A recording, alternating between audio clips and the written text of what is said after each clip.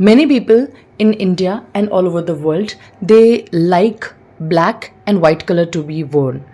But before we wear it, we have to see what is the weather condition. Hello everyone, today's topic is Understanding Weather, Class 7. Weather affects our daily lives in many ways, such as deciding what clothes to wear. Will you wear black clothes during summers? Why not? And why? तो हम winters के time पर warm कपड़े पहनते हैं और summers के time पर हमें कूल कपड़े चाहिए. अगर हम समर्स के टाइम पर ब्लैक कपड़े पहनेंगे तो ऐसा का बोला जाता है कि समर्स के टाइम पर जो भी आपके डार्क कलर्स होते हैं they absorb more heat and energy. That is why आपको बहुत ज़्यादा गर्मी लगेगी. दैट इज़ वाई हम ये कोशिश करते हैं कि समर्स के टाइम पर हम ऐसे कपड़े पहने जिनका जो कलर है वो थोड़ा वाइब्रेंट हो और थोड़ा लाइट हो. और यही जब हम विंटर्स की बात करें तो हम जनरली डार्क कलर के कपड़े ज़्यादा प्रेफर करते हैं. वेदर एंड सीजन्स में या इसके अलावा वेदर प्रेडिक्शंस करने के लिए हमें क्यों ज़रूरत पड़ती है वेदर प्रेडिक्शन की, तो ये इसलिए ज़रूरी है so that we can prepare for the major events whatever we have decided to do. Heavy rain है, स्टॉर्म है, कहीं पे ड्रॉट है, अगर सूखा पड़ जाता है या कहीं पे लू लग रही है जो कि हीट वेव्स हैं, तो अगर हम वेदर को समझ के चलते हैं तो हम फार्मर्स हो, पायलट्स हो, सेलर्स हो, गवर्नमेंट प्लान्स हैं, ये सारी चीज़ें हमें सेफ और प्रोटेक्टिव बना सकती हैं. What is weather? तो weather refers to the state of earth's atmosphere at a specific time and place. की मतलब हमारे अर्थ का जो भी एटमॉस्फेयर है वो एक टाइम पीरियड में और उस जगह पर कैसा है. हो सकता है कि वेदर किसी जगह पर बहुत ज़्यादा क्लाउडी हो और कहीं पर कुछ भी फर्क ना पड़ रहा हो. अब आज के टाइम में अगर हम बात कर रहे हैं तो अभी फिलहाल जो चल रही है वो सबसे ज़्यादा हीट स्ट्रोक्स की हम देख रहे हैं. आए दिन स्कूलों में भी बच्चे चक्कर खा के गिर रहे हैं because of the heat stroke, या गर्मी इतनी ज़्यादा एक्सट्रीम है. और अगर हमारी बॉडी डिहाइड्रेटेड हो जाएगी तो अल्टीमेटली हमारी बॉडी जो है वो कहीं ना कहीं तरीके से किसी ना किसी तरीके से रिस्पॉन्स जरूर देगी हमें. तो हमारे पास है we use the words like hot, cold, rainy, cloudy, humid, snowy, windy. इस तरीके के वर्ड्स हम यूज़ करते हैं जनरली वेदर को डिस्क्राइब करने के लिए. एटमॉस्फेयर क्या है? वो लेयर ऑफ गैसेस है एयर की जो कि अर्थ को सराउंड करती है. हम ये भी कह सकते हैं कि जैसे एक ऐसा केक, जैसे किसी को पसंद होता है ना ट्रफल केक, किसी को पसंद होता है कि भाई मुझे वनीला फ्लेवर पसंद है, किसी को चाहिए कि वो ट्रिपल स्टोरी होनी चाहिए. तो इस तरीके से जो उसकी डिफरेंट डिफरेंट लेयर्स होती हैं वो हमारे पास होती हैं. अब उसमें हमारे पास जैसे कि ट्रोपोस्फेयर है, ये लेयर जो है वो क्लोजेस्ट है अर्थ के सरफेस से. And we are having this picture. यहाँ पर 8 से लेके 1800 किलोमीटर्स के करीब हम देख रहे हैं. यहाँ पे क्लाउड की फॉर्मेशन है, इधर आपके वेदर, इधर विंड्स हैं, फिर इसके ऊपर जो लेयर आती है वो स्ट्रेटोस्फेयर आती है. सो it is the area where it is the sphere where all the land based plants and animals including humans live and breathe. अगर इससे ऊपर हम जाते हैं तो अब हम अगर प्लेन्स में ट्रैवल करते हैं तो जैसे जैसे उसकी हाइट बढ़ती जाती है ना वैसे वैसे हमारे कान जो है बंद होने शुरू हो जाते हैं. कुछ लोगों को ईयर पेन भी होता है. Almost all weather events they happen here only. और इसका जो स्ट्रेच है वो 6 से लेके 18 किलोमीटर्स तक है अबव द ग्राउंड. ये पोल्स पे जाते जाते बहुत ही ज़्यादा पतला हो जाता है, जहाँ पे जो कोल्ड एयर वो कॉन्ट्रैक्ट होते हैं. कॉन्ट्रैक्ट मतलब कि थोड़े छोटे बढ़ जाते हैं, कम हो जाते हैं, थिकर हो जाता है वो ट्रॉपिक पे जाके, जो कि आपका ट्रॉपिक ऑफ कैंसर है, ट्रॉपिक ऑफ कैप्रिकॉन है, जो बिल्कुल इक्वेटर के अप एंड डाउन है, जहाँ पर वार्म एयर जो होती है वो एक्सपैंड करती है, मतलब फैल जाती है. मेन एलिमेंट्स जो होते हैं वेदर के लिए वो क्या होते हैं? फर्स्ट इज योर टेम्परेचर, कि कितनी ज़्यादा वहाँ पे कितना हॉट है या कोल्ड एयर वहाँ पे बह रही है. प्रेसिपिटेशन है कि कौन सी चीज़ जो है वो ऊपर से गिर रही है. तो water falling from the sky हो सकता है, जैसे कि रेन हो गया, स्नो हो गया. स्नो तो हमें पता है बर्फ है. स्लीट जो है वो ओलों के साथ जब बारिश होती है तो स्लीट हो जाता है, और जो हेल है वो ओले होते हैं. तो ओले वो हम कई बार देखते हैं, नोटिस करते हैं कि वो सफ़ेद सफ़ेद रंग के कुछ गोले से गिरते हैं जो नीचे आते के साथ ही धीरे धीरे करके पिघलने शुरू हो जाते हैं. एटमॉस्फेरिक प्रेशर है one of the element of weather, जो कि होता है weight of air pressing down on the earth surface. की हमारी जो अर्थ की सरफेस है उसको धीरे धीरे करके जो चीज़ इसको नीचे की तरफ दबाने की कोशिश करे, जो वेट है एयर का वो जो उसको प्रेस डाउन करने की कोशिश कर रहा है, दैट इज एटमॉस्फेरिक प्रेशर. इसके बारे में और डिटेल में पढ़ेंगे. विंड है हमारा मूवमेंट ऑफ एयर, जिसके अंदर उसकी स्पीड एंड डायरेक्शन इंक्लूडेड है. ह्यूमिडिटी है आपके अमाउंट ऑफ वाटर वेपर, जो गैसियस वाटर होता है हमारा एयर में जो प्रेजेंट है, that is your humidity. Since people they experience weather differently, जैसे कि हम देख रहे हैं कि कोल्ड चेन्नई के अंदर हमें बहुत ज़्यादा प्लेजेंट मतलब लग सकता है, और कश्मीर के अंदर अलग तरीके का एटमॉस्फेयर हमें देखने को मिल सकता है, कुछ कॉन्ट्रैक्शन हमें देखने को मिल सकती है. स्टैंडर्ड मेथड्स अगर हम यूज़ करते हैं तो हम इन एलिमेंट्स की मदद से पता कर सकते हैं कि क्या चीज़ें चल रही हैं कहाँ पर। और एंशियंट टाइम से ही ह्यूमंस ने हमेशा क्या किया है, नेचर को ऑब्जर्व किया है और वेदर को फोरकास्ट किया है। जैसे कि हम देखते हैं कि जो भी हमारे बर्ड्स होते हैं, इससे पहले कोई चीज़ बहुत ज़्यादा सिवियरली चेंज हो जाए या एक्सट्रीम कुछ होने वाला होता है, उससे पहले ही बर्ड्स जो है वो फ्लाई करना शुरू कर देते हैं, थोड़े डाउन आ जाती हैं। जो एंड्स हैं वो अपने एग्स को कैरी करना शुरू कर देते हैं, स्क्विरल्स अपने नट्स को गैदर करना शुरू कर देते हैं। तो ये सारी चीज़ें जब हम देखते हैं, तो पहले के टाइम में जब कोई और वेदर प्रेडिक्शन से और इस तरीके की चीज़ें नहीं होती थी, तो यही मेथड्स होते थे जिनसे वेदर को प्रेडिक्ट किया जाता था कि क्या होने वाला है। तो ये जो नॉलेज है, ये जनरेशन बाय जनरेशन हमारे बीच में ट्रांसफर हुई है। इंडिया के अंदर जो ट्रेडिशनल मेथड्स हैं, वो अभी भी हम मानसून के वेदर को प्रोटेक्ट करने के लिए we still use it. Weather instruments में हमारे पास आ जाता है कि जैसे टेम्परेचर है, टेम्परेचर के लिए हम क्या यूज़ करते हैं, तो हम थर्मामीटर यूज़ करते हैं। थर्मामीटर में हमें ये पता चलता है कितना हॉट है या कोल्ड है। इसमें आपके पास क्लिनिकल हो सकता है, लेबोरेटरी टाइप हो सकता है, जहाँ पे हम सेल्सियस या फिर फ़ारेनहाइट यूज़ करते हैं स्केल्स।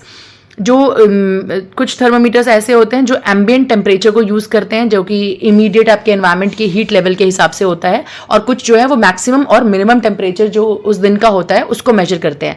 क्लिनिकल थर्मामीटर में हमारे पास है कि हम अपने जो डिजिटल होते हैं उनको हम कह सकते हैं कि वो ज़्यादा प्रिसाइज होता है, वो स्टोर करता है ज़्यादा डाटा को।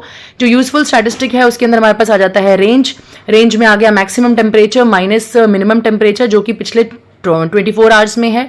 मीन जो डेली टेम्परेचर है उसमें मैक्सिमम और मिनिमम को जब हम डिवाइड करते हैं 2 से, तो we get mean daily temperature. Precipitation को करने के लिए हम मेजर करते हैं यूजिंग द रेन गॉज, जो कि रेन वाटर को कलेक्ट करता है एक सिलेंडर में थ्रू अ फनल, और फिर हम उसकी डेप्थ को देखकर पता लगाते हैं कि किस तरीके की रेनफॉल हो रही है। स्नो में it is melted before measurements, तो स्नो तो हम नहीं कर पाएंगे बिकॉज वो तो कुछ करने से पहले ही मेल्ट डाउन हो जाती है।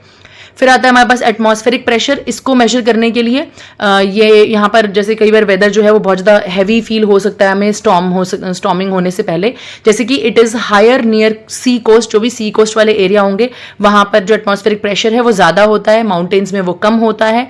लो प्रेशर जहाँ पे भी होंगे उन एरिया में हमें डिप्रेशन फील हो सकता है, लो प्रेशर सिस्टम फील हो सकता है, जिसकी वजह से स्टॉर्म या साइक्लोन्स होते हैं। जनरली इस चीज़ को मेजर करने के लिए वी यूज़ मिलीबार्स, और जो नॉर्मल प्रेशर है सी लेवल पे वो लगभग 1013 MB के करीब होता है। Pressure which is 1000 MB indicates a depression, की मतलब इसके अराउंड जो भी चीज़ें हैं वो डिप्रेशन इंडिकेट करती हैं। एटमॉस्फेरिक प्रेशर को मेजर करने के लिए we are having this thing. यहाँ पर आगे आपका मेजरमेंट करने के लिए जो इसका मेथड है वो है barometer is the instrument which we use for this. Then we are having wind आपका है movement of air from high pressure to low pressure. जो हाई प्रेशर एरियाज होंगे वहां से विंड जो है वो बहकर लो प्रेशर एरिया पे आएगी विद स्पीड एंड डायरेक्शन। इससे पायलट्स हैं, सेलर्स हैं, फार्मर्स हैं, वेदर फोरकास्टिंग में ये हेल्प करती है। We are having wind vane, we are having wind sock, then we are having anemometer है। तो इसके अंदर विंड वेन जो है ये शो करती है विंड की डायरेक्शन को विद अ पॉइंटर, जैसा हम यहाँ पे देख रहे हैं इस इंस्ट्रूमेंट में। तो ये जितनी तेजी से मूव करेगी इसका मतलब है कि जितना ज्यादा रोटेशन होगा उतना ज्यादा जो विंड है वो स्ट्रॉन्गर होगी, और इसको हम किलोमीटर पर आवर में मेजर करते हैं। ह्यूमिडिटी में हमारे पास है high humidity, and high humidity में जैसे हमारे पास है कोस्टल कोची का ले लेते हैं, तो यहाँ पर जो इवेपोरेशन है वो स्लो हो जाती है, और जो लो ह्यूमिडिटी है जैसे जयपुर की अगर बात करें तो यहाँ पर वो स्पीड अप हो जाती है। रिलेटिव ह्यूमिडिटी होती है जब हम किसी कनेक्शन में या किसी रिलेशन में जब उस चीज को थोड़ा सा वैलिडेट करते हैं। ड्राई वेदर जनरली आपके 20 to 40% ह्यूमिडिटी के साथ होता है। ह्यूमिड वेदर जो होता है उसके अंदर आपका 60 to 80% देखा जाता है। हम इसको मेजर करते हैं हाइग्रोमीटर से, which is important for food processing and museums, ताकि हम उसको ड्राई रख सकें। हाई ह्यूमिडिटी का जैसे एग्जांपल है 84% है कोची में, जो कि क्लोथ्स को जल्दी मतलब क्लोथ्स को जो वो ड्राई करने में हमें थोड़ी प्रॉब्लम आती है, वहाँ पे स्लो होता है वो, और it causes more sweating than lower humidity, जैसे कि आप देख रहे हैं दिल्ली में जो 52% के करीब माना गया है, तो उसके अकॉर्डिंग वो डिफरेंट है कोची में। वेदर स्टेशंस में हमारे पास इट कंबाइंस द इंस्ट्रूमेंट्स, जिसमें कि थर्मोमीटर्स हमने किया, रेन गॉज है, बैरोमीटर्स है, मतलब हमारे पास जितने भी हमारे पास इंडिकेटर्स हैं, जो एलिमेंट्स हैं वेदर को मेजर करने के लिए या उसके रिलेटेड जो भी इंफॉर्मेशन हमें कलेक्ट करनी है उसके लिए, we are having weather stations. Weather stations जो हैं वो वेदर एक प्लेस की जो रीडिंग है उसको करती हैं और फोरकास्ट करती हैं। इसमें हमारे पास ऑटोमेटेड वेदर स्टेशन है जहां पे सेंसर्स यूज किए जाते हैं ताकि टेम्परेचर को, ह्यूमिडिटी को, विंड को, प्रेसिपिटेशन को, इन सबको मेजर किया जा सके।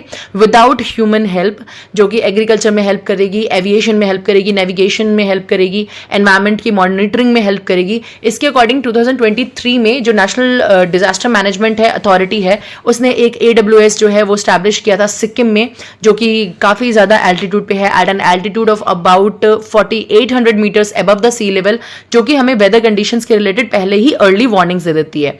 प्रेडिक्टिंग द वेदर में है कि जो मेटेरोलॉजिस्ट होते हैं वो डाटा को गैदर करते हैं from the weather tools time के हिसाब से, और फिर फोरकास्ट करते हैं वेदर को यूजिंग द साइंटिफिक मेथड्स, ताकि हम पहले ही जान सकें अगर कोई ड्रॉट होने वाला है, कोई फ्लड होने वाला है। जैसे अभी हीट स्ट्रोक के लिए बहुत सारे जो हमारे स्टेट्स हैं उनको ऑलरेडी प्रेडिक्शंस दे दी गई हैं according to the weather situation. जैसे आज अगर 26 है तो दे हैव गिवन इट कि 27 से लेकर 30 तक जो कंडीशन है वो बहुत ज़्यादा वर्सन होने वाली है, तो हम पहले से प्री में उसको प्लान कर सकते हैं।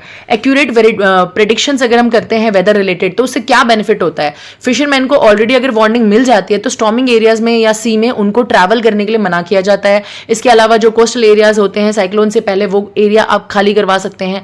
गवर्नमेंट्स जो है वो पहले से रिसोर्सेज को या डिजास्टर जो भी मैनेजमेंट टीम है उसको आगाह कर सकती हैं। ये हमारा वेदर वार्निंग था जो 19 में 2024 में था। अब ये हीट वेव वार्निंग जो है वो रेड कलर में इंडिकेट कर रही है, red colour with this thermometer, जो बेसिकली इंडिकेट कर रही है कि वहां का टेम्परेचर बहुत ज्यादा था, बहुत ही ज्यादा, पंजाब, हरियाणा, दिल्ली एंड राजस्थान को कवर करता हुआ। Then we are having this, ये जो सिंबल है वो सब वो इंडिकेट कर रहा है कि वहां पर आपको थोड़ा सा ध्यान रखना है, टेक केयर करनी है बस, जो कि येलो कलर में है। Then we are having heavy rainfall warning, जो कि क्लाउड्स के साथ नीचे बारिश हो रही है, जैसे कर्नाटका का रीजन आ गया, फिर केरला आ गया, तमिलनाडु आ गया। थंडरस्टॉर्म एंड लाइटनिंग जो है वो इन एरियाज के अंदर है जहां पर ये लोकेशन शो हो रही है, जो जनरली इन्होंने यहाँ पे लोकेट नहीं किया है, तो कुछ दिखाया नहीं है ऐसा। देन अदर वार्निंग्स में कोई स्ट्रॉन्ग विंड है या कोई वैसी चीज़ है वो शो हो रही है। तो इस तरीके से कुछ इस तरीके का ही हमें शो होता है, जो भी वेदर फोरकास्ट होती है वो कुछ इस तरीके से ही होती है और वो हमें टाइम टू टाइम इंडिकेट करती है। जो हमारे इंडियन मेट्रोलॉजिकल डिपार्टमेंट है IMD, वो स्टैब्लिश हुआ था 1875 में, जिसका मेन मोटो है आदित्यात जयते वृष्टि, जिसका मतलब होता है sun is the cause of rain, और इसका मतलब हम ये भी समझ सकते हैं from the sun arises rain. और ये हमारे मनुस्मृति जो है वहां से, एंशिएंट टेक्स्ट में से इसको ग्रैब किया गया है, वहां से लिया गया है, जो बेसिकली रिफ्लेक्ट करती है हमारी ट्रेडिशनल अंडरस्टैंडिंग को कि वेदर वाटर साइकिल जो है वो किस तरीके से प्रोसेस होता है, सन का क्या रोल है इवेपोरेशन में, क्लाउड फॉर्मेशन कैसे होती है और रेनफॉल कैसे होती है। तो अल्टीमेटली ये जो फुल वर्स है हमारा ये बताता है कि रेन सन से आता है, फूड जो है वो रेन से आता है, और सारे के सारे जो लिविंग बींग्स हैं वो सारे के सारे खाने पे डिपेंडेंट है और खाने से आते हैं। This is it for this chapter. Thank you.